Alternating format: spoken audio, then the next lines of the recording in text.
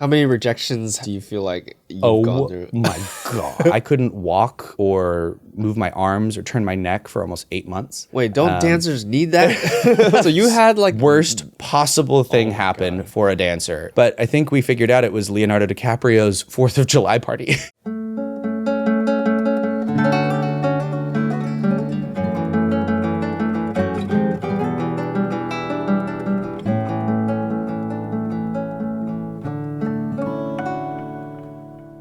Hello, everyone. Welcome back to the Koi Pond. This is Koi's in a Pond. I'm Can. This is my friend Tanner, special guest. We got him coming all the way from the land of Arizona. And he's here today, so please introduce yourself. Hi, my name is Tanner. I am a hip hop and jazz funk choreographer and dancer, and I am on Poreotics with Can. And I teach around the country on a convention called Hollywood Connection. And I'm now trying to dive into the world of doing more professional choreography. I got a new agency, so here we go. Oh, yeah. So tell me about, when did you start learning dance? Like, at what age, right? Let's start there. Okay. My gosh. So 12 years old. Started a little later. I just happened to be watching a commercial. The first commercial that I ever saw that like inspired me to dance was this JCPenney back to school commercial. And it was like, honestly, it's still a pretty sick commercial. Like looking back at it, I think Allison Stoner was in it. Maybe some of the other kids that kind of grew up in the, what's that movie? Step Up kind of era. Oh, it was that time. Wow. Yeah. And when Allison Stoner was still a little, Moose. Honestly, I think he might have been in the commercial as well, but the kids were really good at dancing. And I was like kind of a little chubby weirdo and definitely was not popular at all. And those kids just looked really cool. And I thought, I want to be cool. And that's really where it started TV, from. Man, that's really cool. Do you ever see like street performing or like any dance out in the wild? Like not really out in the wild. I was always like a performer. I was always like the kid that went to like theater Was this in San Diego or Oceanside? San Diego, yeah. Okay, so in like Encinitas, I grew up in Encinitas area. And then my dad saw me watching that commercial and I wasn't really into much of anything other than like, I don't know. I was one of those kids that was floating around through sports, just not really like involved with anything in a passionate way. So when he saw how interested I was, he was like, okay. And then that year he got me, for a Christmas present, he got me breaking lessons. Wait, what? At Studio 429 in Encinitas. Were they like workshops or what was it? It was just a class. He got me a class pass, which I can't remember how many he bought for me, but it was like, okay, you have a month's worth of classes at 429. Wait, that was your first studio? Yep. That's insane. Yep. So I just showed up one day, and I think the first class that I might have ever taken, I believe, was from Daryl Bellarmino. I don't know if anybody knows who that is. But a breakdancer? But he was a hip hop choreographer, and then I think he also taught some of the breaking, and then it switched to another choreographer. But anyways, started there. Reluctantly, I really did not want to go in because I was, again, like kind of a chubby little weirdo, and I didn't want to go to where all the cool people were and then look like a weirdo. But after like 2 months of convincing after Christmas, I finally went in like February. Whoa. And then within 6 months, I was on 2 different competition teams and I started dancing with them like full time. I quit every sport. What? Yeah. And it was all under the team Choreo Cookies, now Cookies, which, Wait, yay. Did you do Breakthrough as well? So no, I wasn't on Breakthrough. I was on True Definition. What's True Definition? That was like their youth team. I think the ages were like 12 to 15 for that team. So I started on True Def, and then I actually left the studio by the time I was 16 to start working in LA. That was when I got signed to Clear Talent Group. Dang, and so young, dude. I know. What the heck? The career went really fast, essentially, right after I turned 16. Right before I turned 16, I should say, after dancing for a few years, I got really passionately into it. Wait, did you ever dance with Choreo Cookies at all? Technically, yeah. Not like on the team, but we did performances with them and like we were their youth teams. So like all of our directors were just members of Cookies. Hell yeah. And there was one time we did, I think can't remember if it was like Vibe or one of the big competitions, Body Rock or something like that. Yeah. And we did a production number of Newsies, and it was like Choreo Cookies and Studio 429 presents Newsies, or was it Newsies or no? What year was that? It was what's that? Footloose. There we go. Okay. I think I might have seen that actually. Yes, Dude, yeah, that's because we crazy. were like at the same comps. Back when I was like a little kid. Oh my god. I remember watching you guys when I was like 13. Did you ever go to like Hip Hop International or anything like that? Yep. Okay. I did HHI in like 2009. I watched you guys. Oh, then get we were third. there. We were there together. Yeah, I watched you guys get like what was it, third, right? Second. We Second? got second. Yeah. dang. We got second, and it was Request crew that got first. Yes, that's right. Yeah. Oh I was a little salty, but I was like, whatever, it's cool. They deserve it. But then you won ABDC. Oh so yeah, like, yeah. It was after we won too. So we that went, was after you already won? Sorry, 2010 we went. That's when we got second. That was when. Okay, yeah, so 2009 you guys got. Dude, 2009. that was Red Pant year, right? Yes. Wait, I don't remember. Reds. Yeah, we did wear. No, we wore suspenders. The suspender one. Oh, was that 2010? Well, either way, we wore all red and silver for one of the years, and that year I believe we just got first in the U.S. But we didn't. I forgot what we got at Worlds. It wasn't third though. We were like way down the list really? for Worlds because it was our first time competing with the world, right? Oh, and then okay. and then we got on ABDC, and then after that we went back and we competed against Request. Yep. And we got second for that one. Yeah. I think that was the suspenders. I'm not sure. I don't remember. I can't remember exactly. Yeah. They all blend together now after so long, but oh my gosh. But yeah, that was the year. Yeah, we were all at the same spot back then. And how old were you back then? I was 13 or 14 max. And were you already on our radar, or did Dumbo already reach out to you back then? Not really. I remember the first time that I like officially met you guys was I think after World of Dance San Diego, because because they were dating. Okay, yeah. And I know this is like coded. But yeah, they were dating, and that was why I was hanging out with her younger sister. And then we all kind of went to some apartment afterwards because I was hanging out with that family. Party? Yep. And we all were there, and I was like, I'm hanging out with Poreotics. Dude, you know what? I think, was San Diego the year that we danced in like pink t-shirts and like black jackets? It might have been. I can't. Because were we competing? Yes. Oh, Yeah. Were you competing? Or maybe you were just exhibitioning. maybe. I don't know. think you might have been But exhibitioning. I will say one time we competed in World of Dance and we wore like these pink t-shirts because we didn't know what to wear we didn't have a costume on the day of our competition.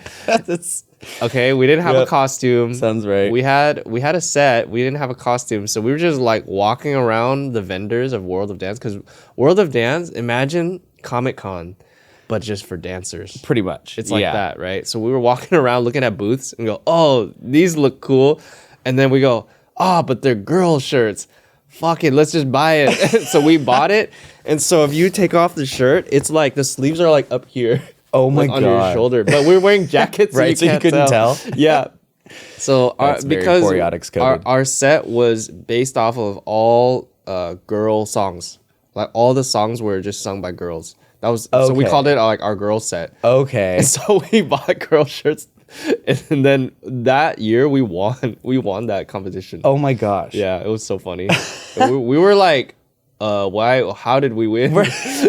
Because we saw it as like we're just messing around on stage. Yeah. Right? Well, that's why I think Poreotics ended up doing so well in general throughout like the whole existence of the crew, was because it's not like you guys took everything super seriously. You kind of just danced for the fun of dancing, and you made the performance really fun to watch. That was why everybody was like so into Poreotics. That was when I remember I watched you guys on ABDC, and the very first episode that you guys were on, and how much fun you had and how entertaining it was. I think I was maybe with my mom or something, and I was like, they're gonna win.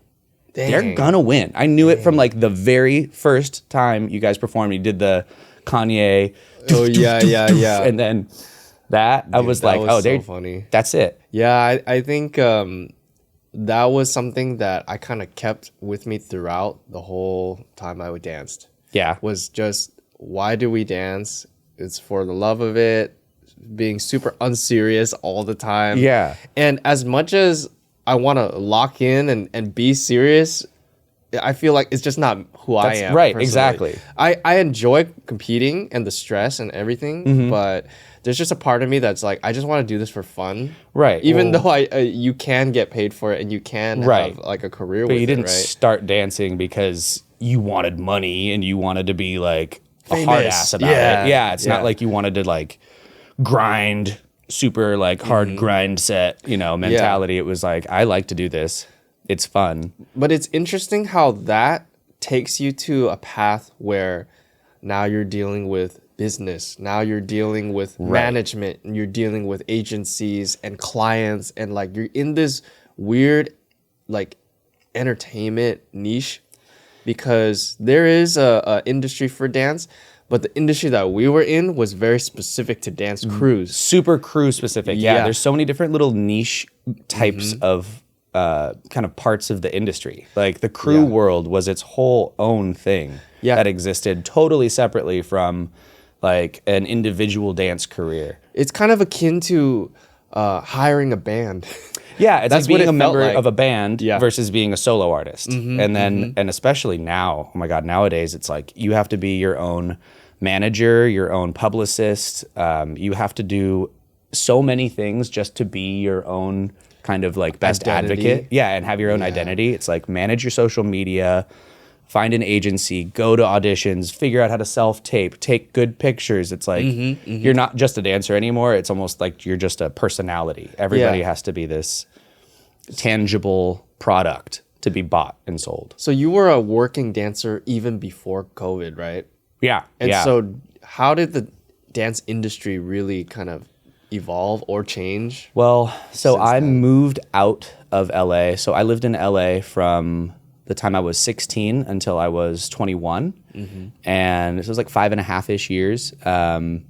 And I left at the beginning of 2017. So I was gone, several years before COVID happened. But from what I've heard and what I've seen is that essentially all of the auditions that used to be so much there, we had so many cattle calls, so many like. Can you tell people what a cattle call is? Yeah, so a cattle call is kind of like a crass way of just being like they're herding all the cattle into a major audition. So you have like 400 people, 300 people show up to some warehouse or like central casting or some big warehouse space like that. And you're all brought in to learn a combination. And a lot of the times they'll just have you line up in a giant line and they walk down the line and they're like, yes, no, no, yes, no, no, no, no, yes. And it's all just based on how you look first. Okay, that makes sense. And then you learn the combo. And then you go in groups and you're there for hours going through the cycle. Yeah. And then if you make it to the final round, then they're like, okay, have a good day. We'll call you if we need you. And then you get a call back and then you got to come back the next day. So you'd have these long drawn out, sometimes weeks long audition processes just to get on some job, some random commercial, television show, a tour, spot dates for artists, things like that. And I think what changed really was that now it's now mostly self-tapes. So you don't just go to these giant auditions with 400 people so much anymore. Thank goodness. I know. Like, honestly, kind of nice. But at the same time, you know how like when you film yourself dancing, it always feels like it looks smaller and like not as cool and like not as impactful. True. That is one of the problems that I see with it is you're not really getting the full feeling of what it's like to watch that person on stage or like in an in-person setting. So you're kind of getting this like, you could be really good at filming yourself and have a really good way of angling things and playing toward the camera that could make you look possibly better than you would really look on stage versus someone like, that's great could film themselves like shit and you wouldn't really know. Yeah, it's like two different skill sets. It's dancing and videography now. Right. Yeah. Right. And I think for commercials or when talent agencies have their castings and everything, they're probably looking for the videos specifically for, do they look good on camera? Right. You know what I mean? Right. And that makes sense. Like if you're doing Yeah. like a music video submission or a television submission, something that's on camera, that makes sense, I think. But to then do there's that also filming. touring, which you're Right. not always on Which camera. Almost never performing for a camera, always performing up and out for an audience. So that is where there's kind of a double-edged sword with it. But yeah, I think that's really where it changed, is now you're just not doing so much in person. And I think personal relationships became like 10 times more important. They were always the most important thing when it comes to how you book and how you start working. It's like every relationship that you've built throughout your career is why you then become successful. Yeah. Now, I think after COVID, it's like you have to know people. Like you have to be in their classes. You have to be their friends. You have to show that you are happy to be there, easy to work with. And if they don't already have a personal relationship with you, it's kind of hard to justify bringing you on a tour for the next, 4 months. Yeah, like you basically have to find people to get your foot in the door. Right. At least, right? And That's- how do we yeah. do that? Well, luckily now there's a lot of social media. Yeah. There's a lot of platforms like Discord or Instagram where you can just, hey, I'm looking for dance work, I wouldn't say it like that. Right. But I need a job. I need a job. SOS, please help. SOS. Yeah. Okay, let's say you weren't a working dancer now, but you understood kind of how to get a job. How would you go about it, or how would you give advice to a dancer that's really good, but they don't know anybody in the dance community? As much as people think that you can do it all from wherever you're at, like with social media, people think, oh, I can just go post something online and I can take classes in my local studios and I'm going to get recognized somehow. I think that's completely wrong still. I still think you should move to Los Angeles. Because that's still the hot It's- spot, right? Absolutely, yeah. And that's where every major working choreographer lives. And like, for instance, my agency gave me, when I just signed with MTA, when I signed with my new agency, they gave me a whole list of working choreographers that all teach at different studios in Los Angeles. And they show what time their class is, where they teach, who they work for, who they have choreographed for in the past, and things like that. And they say you should go build these relationships, get in the classes, look for the people that work in fields that you want to be a part of, and then immerse yourself in that culture. And so if you think you can do it without going to LA and without really being there, that's, I think, the biggest shot in the foot that you can give yourself. Yeah, there's a lot of reasons why things are in LA, and I just thought about this. I mean, it's always been a thing where like everyone goes to LA to try to make something for themselves, right?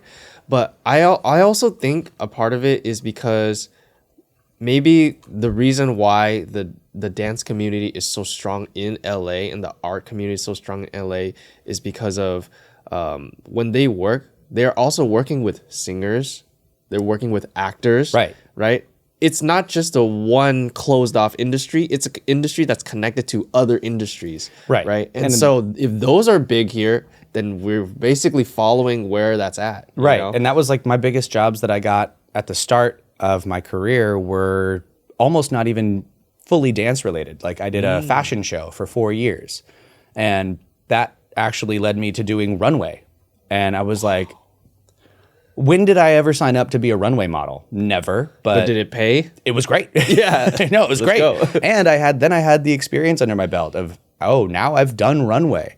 So now another door is opened. If there's something that's more model oriented, Wow. I feel like I know the industry. I know how to function in fittings. I know how to walk a line, the interim things that come with that industry. And then having done TV shows and things like that, now I know what it's like to hurry up and wait and go to a 9 a.m. call and then be there for 12 hours. And, then you understand more about each industry, and it kind of opens new doors. So I think if you're not here, you're missing out on all that education. You could just be a dancer in Milwaukee. True. Or Yeah. you could come out and be an entertainer. Yeah, you would think that with today's online ecosystem that you can make it anywhere. Right. You would think, You'd right? think- you'd But think I that. think it's still early on. As long as the internet's been around and as long as social media's been around, I still think we're like at the early stages of like you can have multiple LAs in a bunch of different places. could, like I think but it's there, it's but it's just- just not as big. No, not at all. Because Yeah. like, you want to go on a tour or you want to work with this artist, where you think you're going to rehearse? Los Angeles. You're going to have to rehearse in LA. If you're a dancer out there and you feel like it's too late, it's not too late. Get over here. No, Get your butt over here. I just re-signed to be a dancer again at 30 years old. So if I let's can go. re-sign to start working as a dancer again at 30, it doesn't matter if you're in your mid-20s and you think, oh, I don't know if I want to try to be a professional. I don't know if I can, maybe I'm too late in the game, which, Yeah. because I would have thought that too, because I moved to LA when I was 16. That was what I thought really set me apart, was getting out there early. And Dude, you know what the hardest thing I think is people that aren't from LA that transition over and realize like, oh, it's freaking crazy out here. oh yeah. Like literally and metaphorically. Yeah, no, it's actually crazy out here. Yeah. The amount of stuff that's going on and just the difficulty too. I mean, it's not easy. Everything's difficult. I remember having to wake up, like if I had to be at rehearsal at 9 a.m., I'd have to leave the house no later than like 7 or 7:15. Because of traffic? Because of traffic. Yep. A 40-minute drive would all of a sudden take 2 hours and 15 minutes. So you got to leave early. Yeah. And tell people more about the struggles that you had to get through to even live in LA, work in LA as a dancer. Okay, yeah, there are so many things that make it so difficult. So if you're not passionate about it, don't do it. Like there's first of all, yeah, if you do not love this shit so much that you would do anything for it, then probably don't. Then Quit now. Quit now. Yeah, this is just the most pessimistic podcast. No, ever. no, it's good to hear though No. because people need to hear both sides. Yeah. There's a risk and there's a reward. Yes. So Yeah. what are the things that you have to put up with and what are the things that you have to sacrifice in order to get signed with one of the biggest agencies to get work constantly, you know? That comes with a lot of sacrifice, essentially. So I went from being a pretty privileged kid in San Diego, growing up like with a fairly wealthy family and having a lot of privilege and a lot of things at my fingertips. And I was so passionate about the dance that I was like, I don't care if I have to go live up in a 1-bedroom with 5 people in it. Let's bunk it. Let's live in, my first apartment, I think was like 700-ish square feet, and we had 5 people in there at a time living there. Like you have to crawl over people to get to the bathroom in the middle of the night. Yeah, kind you're of a sacrificing situation. your comfort. Sacrifice comfort, convenience. A lot of your time you can feel like gets wasted because you can do so much work and go to so many auditions and you can get so many no's.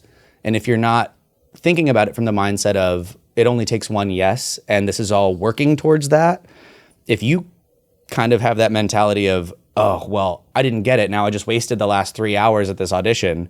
You can get really bogged down and that can be really discouraging. And it makes so many people quit because they're like, well, I've gone to 20 auditions and I've gotten no yeses. But Dang, 20. it's to go to the 21st one then. Yeah. Like you just kind of have to keep going. So that's one thing is the constant no's, the constant rejection is always hard to deal with. How many rejections do you feel like you've gone through? My God. Like the Vast majority, 95 to 98% no's. Oh my gosh. You know, and that's over the last 15 years of my life. That's insane. So- like imagine that 14 years of no and 1 year where they say yes. Yeah, but exactly. this sets you up for your whole Right. Like the amount of time that it took me to go from being a dancer after I was 21 and I left LA in 2017 to then actually having legitimate industry work as a choreographer when I made that jump from being a dancer to choreographer was right at that time. I moved to Arizona, started teaching there. I was teaching for 4.5 years before I got any kind of recognition. Wow. From a major industry player like LA Dance Magic was the convention that I became a teacher on. And the only reason that I got that was because the owner of LA Dance Magic, Jackie Slight, was the choreographer that I had worked for on the fashion show for those 4 years. And that was something circle. the seed that was planted from the time I got that job when I was 16 years old. Wow. And so the job that I got when I was 16 informed my hiring a decade later when I was 26. Yo, that's crazy. Right. So that's where, I mean, like, you've got to be in LA, you got to make the connections, you have to work hard, and then you're going to have to go. There's like so many times where you're going to go a really long amount of time without substantial work. Dry spells. Yeah, dry spells where like you'll have a whole year of almost never working. So what do you do in that time? Are we just training, or what are we doing? Well, okay, so this is something that I call the trap. Is LA will force you to get another job. You have to make money somehow, unless you're doing incredibly just top 0.1% kind of well in the dance industry. You're not going to make enough money to get by on it. So you have to get another job. And what most people do is they end up getting a full-time job. Oh. And then because one, it's so expensive to live here, which is why I don't live in LA anymore. Yeah. It's so expensive to live that you have to work a full-time job just to pay your rent. And then after working 8 hours a day, 5-6 days a week, what time and energy do you have left to go train? How bad do you want it? How bad do you want it? And so you get kind of trapped. I saw so many people get in that trap where they just lost all of their energy and their passion because they had to work so hard just to make the bare minimum that then, even though they've been in LA for 4 years, they've almost never worked because they're never training and they're never making the connections in the industry that they want to be a part of. They're making the connections at Hot Topic. You know what I mean? I'm like, dude, yeah, that sucks, man. Yeah. But that's literally so many people struggle is how do they balance income with their passion? Right? Because the goal is always to turn your passion into the income. Right. But not everybody gets that chance. But we have the tools though. Like You can do doesn't it. have to be as hard as we make it.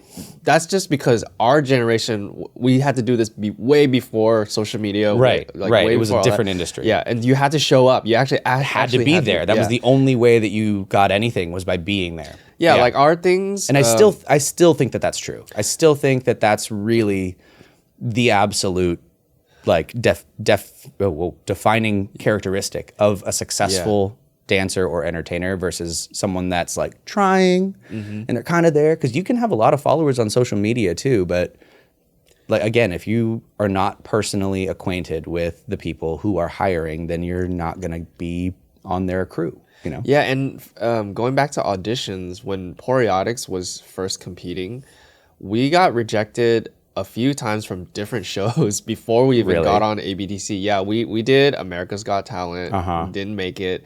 We did ABDC season 2 and 3 auditions, or 3 and 4 auditions.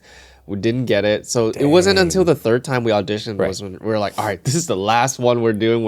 Because we're like, after this, we're just going to go back to competing. Dang. And then luckily that was the one where we got on. But again, it's like, keep going, you don't win stick with it. you don't win every competition. You just gotta, Man, what was like the hardest thing that you had to encounter? Were you ever at a point where you're like, I'm about to quit?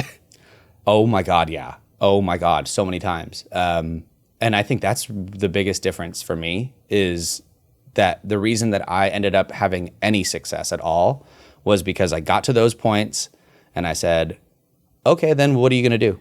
What was the first time it happened? You remember? First time was so when I was 16, like I said, I moved to LA and I started auditioning and started working. And shortly after that, while I was still 16, almost 17 years old, I had a genetic disease kind of hit me all of a sudden. It's something that lays dormant in your system. It's called porphyria. And it can start to activate or something or trigger, usually in your adolescence around 16 years old. And for me, it was about 16 or 17. And I couldn't walk or move my arms or turn my neck for almost 8 months. Wait, don't dancers need that? I'm like, yeah. So you had like the absolute like worst possible thing happen for a dancer, becoming essentially immobilized and in like severe pain all the time. Dude, that's crazy. How did you get through that? Friends, luckily I lived with people, so they would carry me to the bathroom. They would, I had to be basically like schlepped around.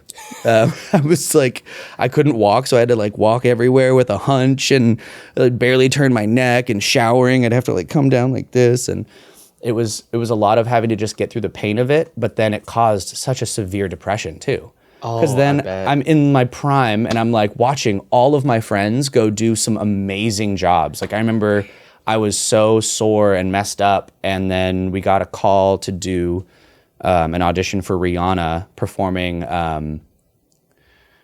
We Found Love. It was like her debut performance of We Found Love on TV. And that was my favorite song. And then all of the people that I had been dancing with for years went and did the job. And they were hiring skinny, lanky white dudes. And I was like, fuck. Dang. And so I had to sit there and watch all of my friends do a dream job. And that was just one of the dozens of times that happened. So that was when I got really low, really down on myself. I felt like, how am I going to ever be a legitimate professional dancer if I have this condition that I'm literally swelling up and my joints, like I can't move. But again, it's like the horrors persist, but so do I. Yeah. So like I've got to keep going. So for that whole arc of getting the disease and then it being debilitating, like what were the steps that you had to take in order to continue dancing later? Like you just went straight up, all right, I'm going to go healing mode training and kind of, I had to just chill. That was one of the things that I learned about with my condition is aggressing it. Like if I was like, I'm just going to push through it and stretch it out, that made it so much worse because it was like this is like an internal reaction in my blood, not something you stretch out and then it gets better. Yeah. So I had to go into healing mode. But honestly, and it sounds bad because it is not the greatest thing, but for me, controlled dissociation in a really odd way, but being able to go, look, this is what's happening. Your body is not going to work today. You've got to chill. So just turn it off. Don't worry about anything. Sit there, completely relax. Just let your brain go, let your body go. And the only way that I was able to get myself to allow myself to chill that much was because I would always think, well, maybe you should switch to something else. Maybe you should do something else. But then I would go, okay, then what? Like, what the fuck else am I going to put my energy into? Because I don't really like anything else. Painting. Like, yeah, I'm going to sit here and paint. Like, I don't know. And then it was like, okay, so I've trained my ass off at this for so long. And I've gotten to the point where I know I'm like one of the top guys, like in my age group. Like I can do this. Like I can dance well. And I've had like a collegiate kind of experience with this now. I've trained so much and I'm here to do it. Why would I all of a sudden jump into something I know nothing about and be a beginner again? I should find a way to make this work. Yeah. So what that reminds me of is the ego. So there's bad things about the ego and there's good things about the ego. This is one of those times where the ego is like, no, you need to listen to your ego. Yeah. Like because this is who you are. Like, you want to go do something else? Well, you're shit at that. So why don't you why don't you stick with what you're good at and like find a way to make it work? Mm-hmm. And that's the only thing that made me stick with it, was knowing that any other choice that I made was going to make me regret that choice for the rest of my life. I would never be happy unless I stuck with what I wanted. I want to be an artist. I want to be a creative director. I want to work in film and television and music and everything. Yeah. And why? So even if you have something that's so debilitating that puts you in like a severe depression, and I became just totally messed up mentally for so long because of that, never gave up. Just that was it. Okay. Awesome. Don't give up, just keep going. And then when it got, again, there was another super low point, was the reason that I left LA. The last job that I worked in LA was with a choreographer that was extremely unprofessional, lazy. No names. I know, no names. I'm not saying anything, but very, very, very unprofessional, very mean, condescending, just like everything that you would see in like an old movie about like choreographers and how like catty and bitchy they are. This was like that. And at the same time, the dichotomy of it was the biggest and best job I ever had. And I had the highest title I've ever had. I got to audition hundreds of dancers that I looked up to for years. And so I was like, oh, I'm do. And then I get on set and I'm treated like do. By someone up higher up than you? By the highest up. And that like just it disillusioned me, I think is the best word for that. Why are they so mean? Yeah, I'm like, didn't you hire me for this and now you're treating me like garbage? Like what? It totally threw me off and it made me sense. Yeah, so that's why I left LA. That job was it. And I remember being in the Uber on the way home from my first day on set and talking with the guy, like my Uber therapist. And I was like, just telling him, this is the biggest job I've ever had. I have the best title that I've ever had. I feel like I'm at a new place in my career and I hate it. I hate this. This is why people say, I know, dude, there's some tough industries, but like this is why LA is built different. There's characters that will test your mental limits. Yeah, like they make you feel actually insane. Like I remember telling him it felt, the word that I used was inhuman. Gaslighty? Did they gaslight you? Just like, oh, you're eating McDonald's? Why are you eating McDonald's? That's gross. I was like, we had to get here at 8 a.m. Took me 2 hours to get here. I have a dog to feed. What am I going to cook myself eggs in the morning before I come here? No, I'm getting McDonald's on the drive and I'm coming into work for you for 11 hours. So like insane. Don't be mad at me for doing the only thing that made sense for me at the time. And so you just have these experiences that make you feel totally out of your element, disrespected. And you do have to put up with that. You have to put up with being the little guy and being shat on a lot. But there's a point.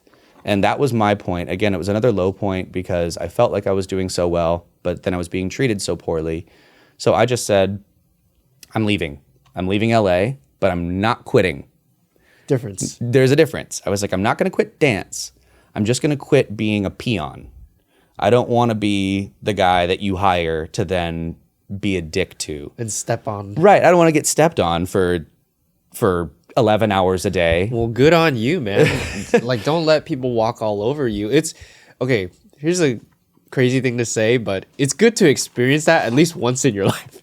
Everybody should experience like what it feels like to be like stomped on. Right. Yeah. Mentally, so that you can rise up. You know? It's almost like you don't know what heaven is until you've seen hell. You know, you gotta go through the ringer, and that was what I did. And I said, okay, well, now it changed my career again, and I went, I'm not going to be a dancer anymore. I don't want to be in this part of the industry because I feel disrespected, and I feel like it's not who I am. Like the same way that you said, like, that's just not who I am. I wouldn't want to do that. I wouldn't want to be in that position anymore. And I thought I could be a choreographer. I love choreographing things, and I like treating people well.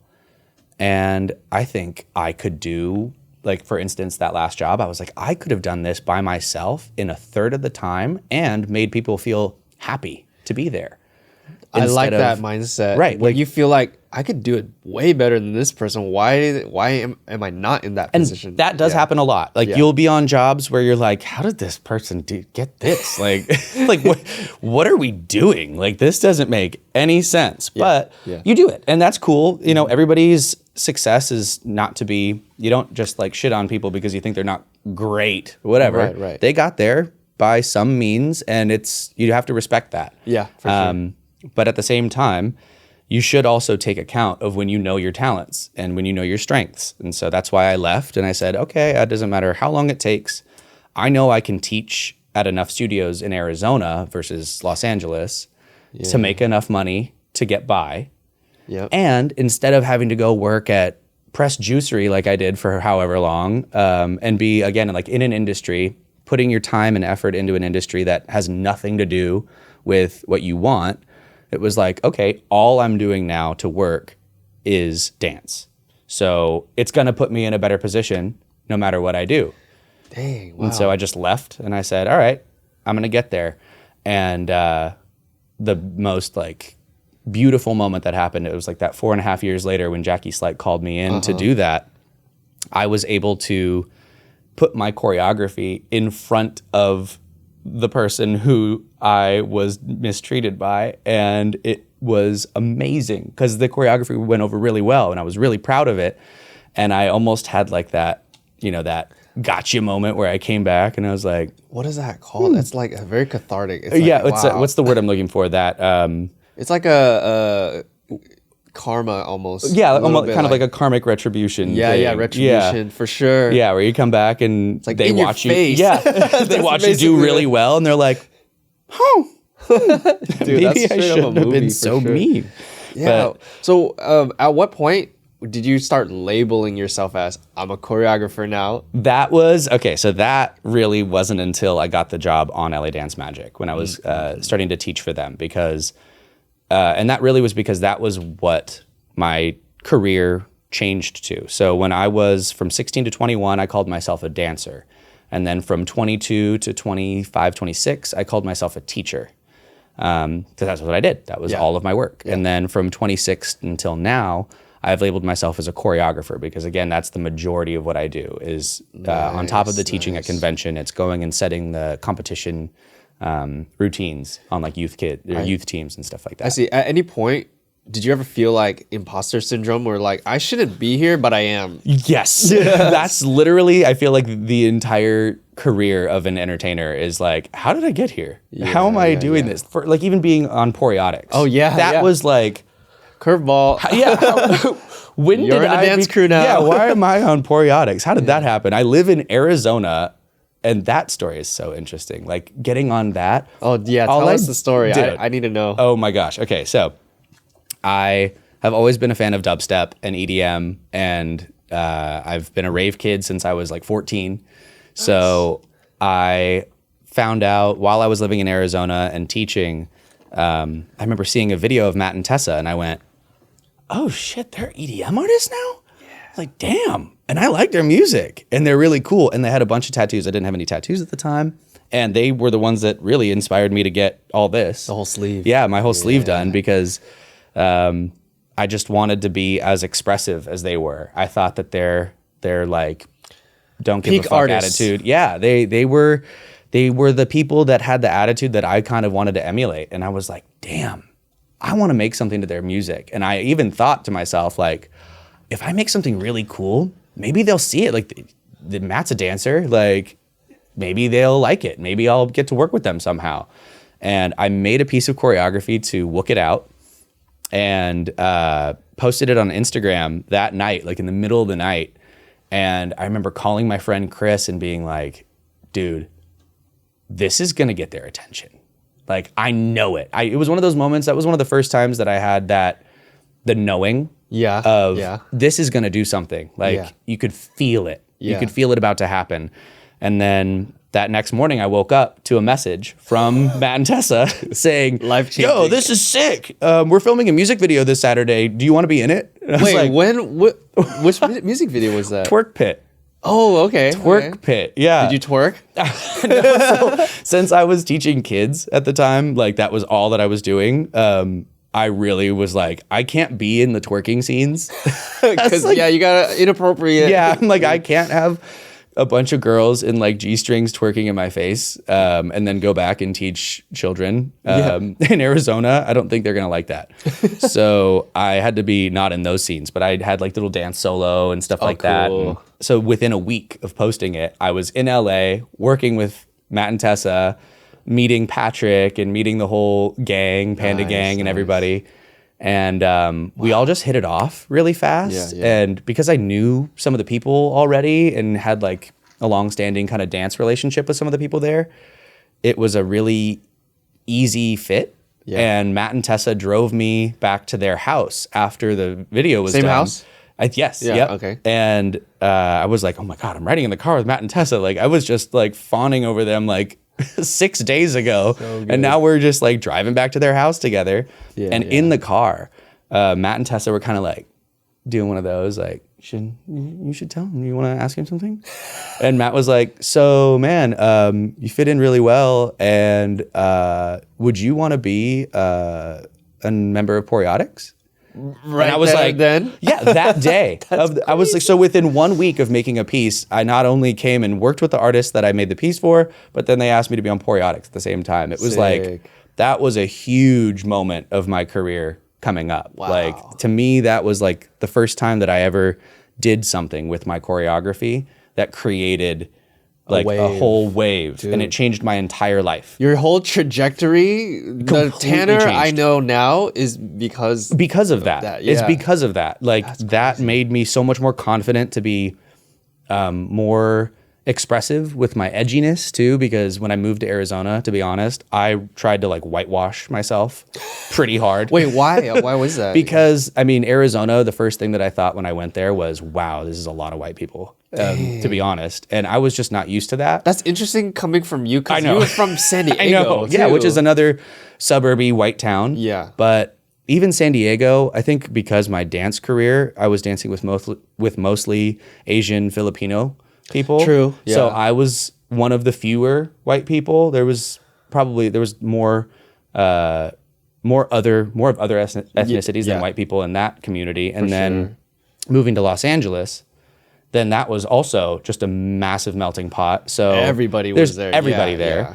And then moving to Arizona was like like blinded by the white. Blind. Yeah. I was like, whoa, everybody here looks like a Barbie and Ken doll. Like, but it just made me think, and this was right, after the election, so everybody's a little tense, and I didn't want to look like I didn't want to look so edgy that people didn't want to hire me to teach their kids. Right, you wanted to be kind of a little conservative. Yeah, I wanted to tone myself down because I had gone through phases in my artistry where I was like skinhead, piercing, looking crazy. Like I just, I went through super heavily edgy eras and then cleaner eras where I tried to poise myself, and that was one of those times. And right after that happened, I got the confidence boost again of like, I can be edgy. I can be weird. Yeah, I can do what I want and be successful like these guys. And then I was like, all right, I'm getting myself yadded. I'm changing my style a bit. And it goes back to just stick to yourself. Like just be yourself. And it is hard sometimes when you're surrounded by people that are the other way and you're just like trying to fit in, but then a part of you is just like, no, it doesn't feel right. And that was like the biggest success that I ever had was making a piece to a song that I actually liked, not something that was like safe. Yeah. And then all the successes that came after that were a product of me being myself. Yeah. So how did you bring this whole style of being you, being out there, and how did that translate into you teaching kids? Like did you actually bring any of that into this community, or you kind of changed it up? I went from being what I would consider more of a fundamental teacher, which is how I started teaching, because I thought that was also my duty, to give these kids a fundamental, solid base for hip hop. Yeah. Nice. So that was mainly how I taught. But then as a way to challenge myself and the students, I started branching out to do more stylized choreography. And that was kind of one of the catalysts, was doing something like that I thought most of my kids will never be able to do this, but giving them the opportunity to learn it and try it is probably just as beneficial as the type of class that I've been teaching. So I basically just allowed myself to start being more odd and expressive with my choreography. And then the students ended up loving that. Like then my classes got more popular. Then my classes became more fun because everybody they didn't know what you were going to get. It's like, you're going into Tanner's class. We could be like dancing to Britney Spears, or we could be dancing to Skrillex, or that's fucking like sick. That's so sick. You know what I mean? Or we could be doing like Luda, or we could be doing, you never knew what you're going to get, but it was all just because instead of just doing what I felt was necessary as a regiment for education, I allowed myself to be an artist. And that, I think, educated the kids more than any rudimentary fundamental class that I could ever give them, because now they see the outcome of training. Now they see expression. They see expression, right? That's really what I even teach now all the time, is that expression comes first. That you're doing an expressive art form. You're not doing gymnastics. You're not doing this is a sport, but it's an art first. Yes. Yeah. Yes. I like that concept, because for the longest time, I saw dancing as first expressive, but also a sport because of the competitions. And like for technique example, and- yeah. like I come from a freestyle background. Right. Right. Completely different trajectory. Learn literally, quite literally, on the streets with my friends. When we go to our competitions, they're battles.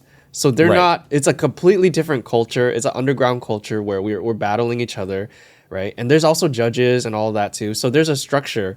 But for me, every time I would battle, I would feel like I'm expressing, but I'm not expressing because I have to stick to certain rules. Right. Yes. You Yeah. know? It's like you're trying to function within that parameter that makes sense for whatever venue you're performing in. Yeah, and I understood it because obviously, like, we've won competitions in the past, but at the same time, it also felt like it wasn't me, like how I was saying Right. earlier, because I do like competing because it pushes you, but I don't like the fact that I have to stick to rules. You know what I mean? But I do think that's interesting because I think that's how I felt as well, especially with teaching kids, was Yeah. I have to make sure that I fit in this box and that I am not pushing too far in any other direction, because there are ways in which you can and cannot teach, and there are certain decorum elements about being a teacher that you can't push too far outside of without doing something that may be detrimental to the student, right? Right. But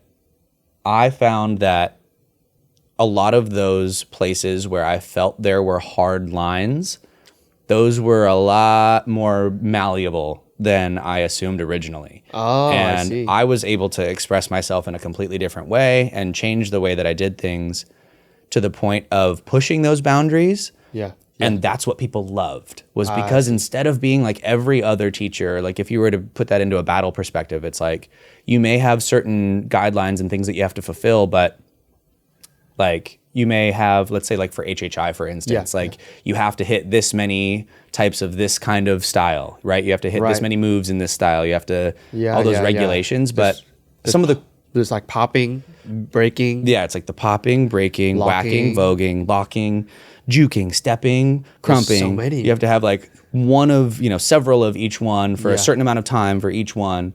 But the things that usually end up becoming the coolest, the things that people like the most, are the ones that, yes, they fulfill those things and they fulfill the requirement, but then they're going to do stuff that's totally out of that box. Like they break the rule in a different way while still keeping the fundamental essence. The Yeah, yeah, essence. yeah. It's like you can do all those things within the box, but the things that you do outside the box on top of that is what makes you great. Yeah, limitations breed creativity. Yes, because you have to function in some way, and then you find the little pathways in and out of it. But yes, I 100% agree. And that's, for me, like I used to always say when I was a kid that I hate kids.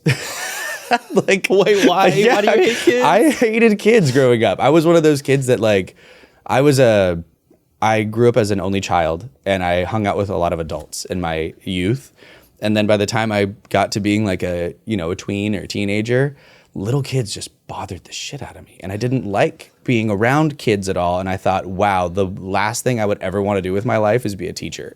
And here we are. And here we are. That's And I love it. crazy. But Dang, what was it about kids that you just didn't like? Was I it- didn't like how I felt like kids always really liked me. Little kids always really liked me because I was always friendly to them and smiley. But they just got on my nerves because they couldn't calm down. They couldn't like learn. They couldn't be mature. I didn't like the immaturity. But because they were kids. because they were kids. yeah. But I was like a little grown up because I had grown up as an only child. So I was very poised. Yeah, and yeah, I you didn't like understood it. that. But now what I like is, the reason that I do like it now and coming all this way is because now I feel like I have a purpose. And usually kids that dance have a bit more focus. You don't come to a dance class to, I mean, some people do just to mess around, but a lot of these kids, especially as they get older, they're there for the passion of it, and they love it, and they want to work hard for you. And that's like what I do now when I'm teaching convention. Everybody's like, is that annoying, like having to deal with all these kids like all the time? Like, because we'll be teaching 800 or 1,000 kids per weekend. That's insane. And you're That's like, a lot. it's a lot. And so you're like, you'd think you might get annoyed, but the kids at convention are so passionate that you almost never have to do any like disciplining at all. Really? I was about Yeah. to ask about discipline because you're saying you're teaching hundreds of kids, but it's your first time. Let's say it's your first time teaching kids. Like, where do you even start in terms of like, how do I wrangle everything? I think the biggest thing that I started with that was really tough for me at the beginning was not feeling like I was respected. Because again, I started teaching when I was like 22. Yeah. So I still feel young. Yeah. And then all these like little tweeny boppers are looking at me sideways because they're like, you don't look like a hip hop choreographer. Oh. Like this, this little white dude comes in to start teaching. And I'm thinking, I've got a resume. I've worked for the last like 6 years. Like they should have at least some respect for me. But I didn't have the confidence in myself as a choreographer yet. That showed to the kids. And then they would start to walk all over you. And then you feel like you have to do disciplining and all that stuff. But the difference for me now between how I teach now and how I taught back then is I already come in with confidence now. Because I've been teaching for almost a decade, now I know how to teach properly. I know I'm super confident in my class structure. I'm confident in the way that I can communicate with them. And I'm not nervous anymore. I don't worry about them thinking that I'm a weirdo or worried that they like aren't going to like my stuff because I'm so much more confident. So I think confidence is key as a teacher. If you come in and you're unsure about what you're teaching or you're unsure about how to manage a class, that's when kids especially will start to do anything but pay ADD, attention like, to you. yeah. Yeah. Because they sense that. Kids are really, really intuitive. So if they see someone, if they think that you're faking it, if they think that you're not who you say you are. Yeah, they're going to try to roast you. Oh, yeah. They're just going to totally disrespect you and not listen anymore. So, That's crazy. Yeah, for me, it's the confidence thing. And that only it just comes from keeping on. Dang. You got to just keep going until you get there. Man, isn't it nice now, like after all those struggles, you found this belonging in your dance career where you're basically thriving at this point. And when was the last time you really felt like you were struggling? Like, oh my gosh. After you got this job. See, I think this is a really interesting point to make too, because on the outside, it can look like you're thriving. Okay. And I've said this to a lot of my students before too. It can look amazing, when you talk about all the amazing things, like now that I teach on convention and that Income. Yeah, everything's good. Everything's pretty good as far as those things go. Uh-huh. But man, it does not feel like, it still feels like I'm not anywhere. I think, yeah. So I think it's kind of an illusion that like, oh, you're doing so well. That's perspective. That's just a perspective. Let's go. thing. Let's dive into that. Okay. Like, what is the perspective? I don't have any of the jobs that I want right now other than I love teaching. I love those things. Okay. But the biggest things that I want in life are still just a mountain away. There's so much to do. I want to work in film and television. I want to do so many, like I've already done small jobs. I've done certain things in that field, but I want to be a creative director. I want to be in a film. I want to be in a Tim Burton film. I want to, work in all different kinds of like, maybe music management and music artist development, things like that. There's so many things that I feel like I haven't explored yet. So to say like things are good right now feels like such a that feels so Like wrong. you're settling almost. Right? Yeah, and Right. I'm not settled at all. I still feel like such a child, even at 30 years old. We're children, dude. Yeah, in I my know. eyes, we're still pretty. We young. are still so young, Yeah. and we could be on tour. I know, like there are people that are still on tour in their 40s. Yeah, Like I could see myself doing that too. for sure. So I think I just don't feel like I am actually at, a high place right now. I feel like I'm just doing what I can. It's always like we're still on the journey, and it still feels like we're in the middle. And then as soon as we get to this peak, here's another peak, Right. And it just keeps going, Right. But to me, that's the fun part. Yes. The fun part is knowing there's so much more work to be done. Oh yeah. And you're already on that path to getting there, right? It's just a Right. matter of time because you've already learned how to visualize your goals. You can say it out loud already, so you have a direction that you want to go, and I think it's definitely gonna happen. But like you said, it starts with knowing people, right? How are you gonna get there if you don't know anybody? And would be a great time to take our own advice and just freaking go for it. Just go. Just Yeah. keep going. Like one of those big moments for me where I felt like I hit that new peak. Yeah. But then that was really just the bottom of another mountain was when we did Poreotics, when we Yeah. did that performance where the craziest, most random performance ever that we somehow got through John, right? Yep. Our manager, Poreotics manager, got us this gig, and it was at some party in Malibu. Yep, I remember that. And we were like, oh, okay, so it's a 4th of July party. Yeah, walk us through the party. Oh my God, let's this go. party. Okay, this is one of the craziest experiences. So I'm excited because I'm getting to perform with Poreotics, and this is right after COVID. So like there wasn't a lot going on. 2020-ish. 2021, I think. Yeah. And we got this opportunity to perform, and it was right at the exact same time when Jackie Slight had called me and asked me to do LA Dance Magic and put out my first piece for them as kind of like let's see what this guy's got. Okay. And so I was in the middle of choreographing this super, super detailed piece for I think there were 27 kids in it. And I hadn't really been doing competition numbers at that point. So I was putting a lot of effort into trying to make sure that I could do it right. Yeah. I didn't have the tools at my disposal yet. Not yet. Yeah. So I was really working hard on that. And within the same 3-day period, you guys were like, hey, we have this really cool gig in Malibu. Like last time, Snoop was there. And you guys were like, there's celebrities at these things. And I was like, oh, I'm not missing that. So go. I did both. I choreographed one day. I did my entire piece in 1 or 2 days with the convention, immediately hopped on a flight to come down here and do the performance. And mind you, the reason I'm saying all of this is because this was all a big peak in my career. Yeah. That piece that I choreographed ended up being, again, what I said when I was choreographing it was, I want this job. I'm not making this piece just for this performance. I want to be a teacher on this convention. Yes. I want it to be so undeniable that you have to bring me on now. Yep. So I was pushing hard, and then I'm like, this performance could be really cool. This could be another really big moment in my life. And I knew it because we're going to Malibu, and then we get there. Yeah, how did it? We're up we're the cliff. Yeah, we're up on a cliff, and then we have to park in some random parking lot and then get shuttled. And this is all to a house. So I'm thinking, okay, who's got the money for a house party like this?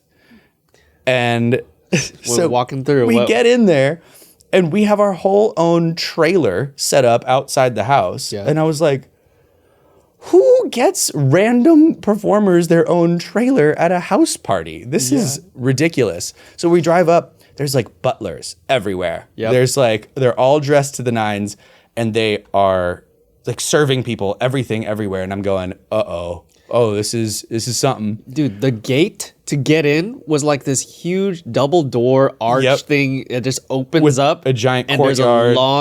There's a courtyard. You walk in, and it's just this fancy little place. Beautiful place. So we were walking in to the house, being led in by the handler, one of our people. Yeah. And I think you guys were all just kind of looking for where we needed to go perform because we had to go out to the backyard. So everybody else was kind of glazed over. I was not glazed over because I was like, where the fuck are we? So I'm looking around at everybody and I go, oh, the host of Survivor, Jeff Probst, just walked right by me. I'm like, okay, that's weird. Then I look in the corner, yeah, Tobey Maguire. Spider-Man is just chilling in the corner. And then I look over here, it's Jonah Hill. I was like, where the fuck are we? Yeah. And then we get to the backyard and they're like, oh yeah, so you guys are going to be performing right there. And he goes, right there where Jamie Foxx is dancing. Yeah. And I was like, what? where are we? Yeah, it's literally somebody's backyard Yeah. on the freaking, what was it, like a cement? It was like or a whatever? cement, like Yeah. backyard, like a patio kind of area on the Yeah. beach. Yeah. But I think we figured out it was Leonardo DiCaprio's 4th of July party. Yeah, And something that's like when that, we yeah. randomly ended up performing. Yeah. Because Leo was there, even though I didn't see his face, but Yeah, I didn't see it either. he was there. I think it was his party, the way that they spoke about him being there. Yeah. And all of that, I was also because I was pushing so hard for the choreography and for that dance. Do you remember how messed up my back was? I think I remember. I was yeah, like yeah. severely injured. So then I finished that performance, fell asleep that night, get back on a plane the next morning to go back to work again at LADM. And I was like crippled. I could barely walk. And all at the same time, I basically had one of the coolest performance experiences of my life, mixed in with the biggest choreography gig of my life at the time. And it all just made me feel like I was at this new peak. I'm like, I just performed Yeah. at Leo's house. Yeah. I just did this massive piece of choreography and then got a major job because of it. And I felt like, oh, I'm at the top of my game now. Yeah. While going through extreme pain. Well, while being in extreme pain, crazy, right? guys. And then still having my disease hitting me and not being able to move right, a quarter of the time. So again, like just to reiterate, all of this sounds great, but at the same time, there was great pain involved Yep. in getting there. Yep.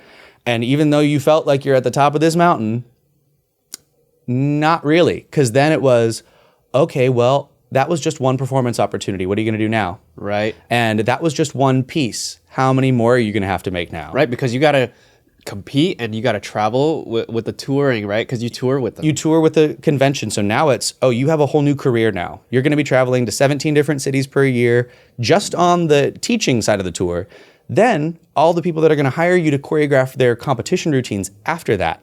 So then you're going to have another at least 10 to 15 cities that you go to after the tour to set more numbers. And I went from making like one of my first ever major comp routines for LADM, not first, but maybe my 4th or 5th one that I had ever made, Yeah. to making around 20 to 25 competition pieces per year average. That's a lot. Right. That's So a lot. again, it was the start. You thought it was a peak, and that was just the start of a whole new mountain. Like That's so sick, setting though. 23 production numbers or something like that in 1 year is what I did the following year. Yeah. Dude, so- you paid your dues. You got your hours in. Right, Man. That's right. so good. But so now it's like, okay, I've done all these comp numbers. Now I feel like I have just enough experience to do a tour, like to choreograph a tour. Now I feel like I have enough under my belt after doing years and years of setting comp routine after comp routine after comp routine. Now I feel informed enough to start at the bottom of the mountain of working with artists. So who's the first artist, or who's your top 3 artists you would tour with? If you had a choice. If I had a choice that I would want to choreograph or dance for, this is always hard for me because I really like the EDM scene. Okay.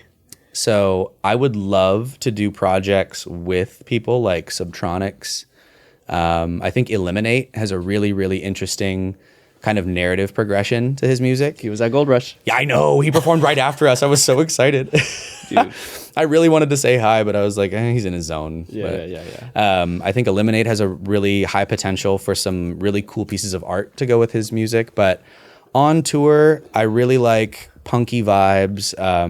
I saw Luther Brown did No Doubt and Gwen Stefani. Okay. And I love that vibe. I would love to do something for Gwen Stefani. I'd love to work with Gaga, obviously. Dude, hell yeah. A lot of the Very artsy. avant-garde, weird people. I even think Doja Cat has had some amazing performances, like the stuff that Paris has done for Doja, like the Coachella performance. Paris Goebel. Yes, Oh, Paris okay. Goebel. By the way, Request. we lost to them at Hip Hop International. Yep, that was, losing to Paris is kind of just like That's fine. the sun coming up. Dude, the fact that we were up there with them. I know, is dude. all right. I'm good. But that performance of I always sticks in my head I move on to better things. Yeah, and then yeah, they did yeah, the shake with that big like fur suits on or whatever. That visual is sick. But yeah, I would love to work with artists that have that edge, that weirdness, that desire to do kind of gnarly stuff. Yeah. Would you ever do like K-pop groups? I 'Cause honestly, they have some crazy music videos. Have you seen it? yeah, they put in money Yeah, for those yeah. videos. I would, and I've done skeleton crews before, like Nice. with Kyle Hanagami, Okay. way back in the day. We did skeleton crews for different K-pop groups. And, What's a skeleton crew? Oh, okay. So a skeleton crew is, let's say, because they're in Korea. Yeah. Like you're not gonna fly them all out to learn the choreography. And a lot of the times, especially back, a decade ago, they weren't, or more than a decade ago, they weren't always flying the choreographer out to teach them. So what they would do is, let's say there's a group of it's a K-pop group with 6 people in it. The choreographer sets it on 6 random dancers, and we become the group. Right. And we learn the choreography and the staging for it, and then we send them multiple videos of the choreography so that they can take it back and learn it. So I've done that before, not as a choreographer, but as a dancer. So I love that side of the world. I think what I'm looking to do is something really gnarly that I don't know if would fit with that side of the world. I really like aggressive, almost like more on the along the lines of like Tyler the Creator kind of a little grunge, something that makes you go like this. So like something meaner, something a little more, Something that fits you. yeah, something that fits me more. So I think my biggest thing would be to work with someone like a Gaga, someone with punk. Maybe honestly, I think it's a new artist. I need someone new. I don't know of anybody right now that feels similar enough. What about movies? Movies? Tim Yeah, Burton. yeah. Tim Burton. Tim Burton. Hire me. Tim Burton guys. Drake, please collab. Yeah, Tim Burton movies. I love Ari Aster. That's the director of Hereditary and Midsommar, I believe. Just those really viscerally painful watches. Yeah. Would you do like spooky choreography for like I body love movements spooky and stuff? movements and stuff like that. I saw Kaylin Harris. She did she did some horror film. I can't remember what it's called, but she did some crazy movement for one, and I was like, oh, dream job. So sick. Nice. I would love to do creepy movement. I would love to play characters that have almost this like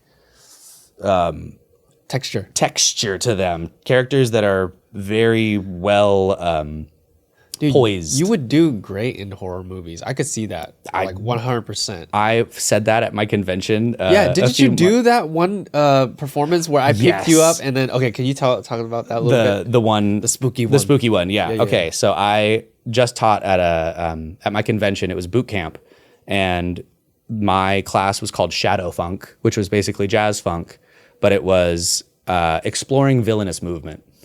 And so the goal was to unnerve your audience. And what I did at the very beginning of the class, like before anything even started, I was going to do like eye makeup, but we didn't have anything. They had fake blood though, because it was coming up to Halloween. So they're like, you should use the fake blood. So I did fake blood, like running down my eyes. Nobody knows what's going on, mind you. We're just like starting a regular class. Yeah. So I go out on stage and I tell my assistant, okay, just press play on this song as soon as I go sit down on the stage. And it was Tiptoe Through the Tulips. Oh, yeah. That creepy, one, Tiny Tim song. And I like slowly like levitated myself up. I had my feet crossed and I like let myself hang and my hair in my face. So nobody knows what's going on. All the kids are just putting on their tennis shoes, like staring at me on stage. And I lifted myself in this really weird way. And everybody goes, oh.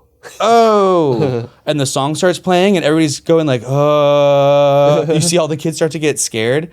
And right as soon as it goes, and the song, I like just like walked forward, like really aggressively, like not running, but just like aggressively walked to the edge of the stage. I made a girl cry. Oh, that was so good. Just because it was the way that I held focus, the things that I did to play with the emotions and pull it into like light, and then like pull it back down to heavy and getting like mad and staring in one spot. It was all just a lesson on how to unnerve. Yeah. And how do you cause that tension to build for your audience. You guys hear that? That's how the pros do it. That's how you get them. Yeah, it was pretty good. I had to apologize to that girl, but That's dope. but it was though. good. It was a lesson in, okay, so why was that creepy then? And I think it's an underexplored thing in the dance world. You don't 'Cause really see. I don't see it a lot. I think you might be onto something. I think there might be something interesting about it. I made a piece too. One of my competition pieces a couple years ago was it was basically almost like they were dressed like the Exorcist girl. They were wearing like tattered bed gowns and like they all had Yeah. teased hair and like dark eye makeup. And it was this whole horror movie themed set. And the kids had no idea how to interpret it. When they got it, they're like, apparently when I left the studio, they all were like, I don't think this is gonna do well. I don't think this is gonna just, like, work. uncertain. They were Yeah, super yeah, yeah. uncertain because it's, again, something that wasn't really explored, was like the attempt to be creepy, the attempt to unnerve. And then they get out on stage and they scared the shit out of everybody because it was so different. And everybody loved it. And it became one of their favorite pieces of the year because it was different. Yeah, in that you're way. pushing the boundaries. I love Right. that you're pushing the boundaries, man. All right, so we're at the end of the show now, and every guest has a message to pass on to another guest. It could be a question, it could be a message, whatever it is. But our last guest said, "What drives you to push past your limits?" I guess maybe mine is a little bit more evidence-based because every time I've tried to push to do something new and different, not every time, but a lot of the time now that I am confident in what I can do, when I push past that, it usually leads to something great. Maybe it's not all the way great, but I have seen the results of being unafraid. And the results of pushing past that limit are usually great. There's usually some greatness in there. Whether or not it's the most successful thing ever is one thing, but you're not, unless you just want to be who you are right now forever and like Which is never. like not a lot of people, I feel like. Right, I know. I think we all have something that we want. I think I am the kind of person that I'm never satisfied. So I think pushing past my limits that almost feels like that's exactly what I need to do all the time. I think it's more of a need. It's built into you. Yeah, it's built in. I think that's what this industry kind of does, is you have to push past that limit all the time. Now things change so much. You got social media. Okay, now be your own social media manager. Oh, okay, well, now you're gonna, like, for me, I just had to do a photo shoot. Well, direct the photo shoot. Figure out this. Like, you've got to chat GPT it. Yeah. You know, figure it out. Figure it out. We got the tools. Yeah, That's so for that's me- a great reason, man. Yeah. Just push past because why not? Yeah. Why stay the same? Okay, so now for the next guest, is there something you want to say to them? Ooh, interesting. Yeah, let's see. I would say, what feeling do you want your audience to feel? And that could mean any kind of way. Like, what is the feeling that you are attempting to make others feel? Because I think I had a whole conversation about this actually the other day with a friend. The way that we make people feel can be one of our most powerful tools, because you can have all the logic in the world that can make you correct. Yeah. You can be correct about a lot of things, but if you don't make people feel a particular way about it, it doesn't do anything. It won't resonate. Yeah, it doesn't resonate. It won't ripple in the pond. It won't be. You won't be a koi. Yeah. But anyway, dude, thank you, man. Dude, yeah, let's go. Thank you, Tanner. Thank you guys for having That was me. a This great is so cool. episode. I'll see you guys next time. Make sure you follow us on social media, Instagram, subscribe to your YouTube, leave a like, whatever you want to do, comment. We have Discord. Join our Discord. All right. And follow Tanner everywhere. I'm going to put all his links in the descriptions. So Yeah. thank you. Yay.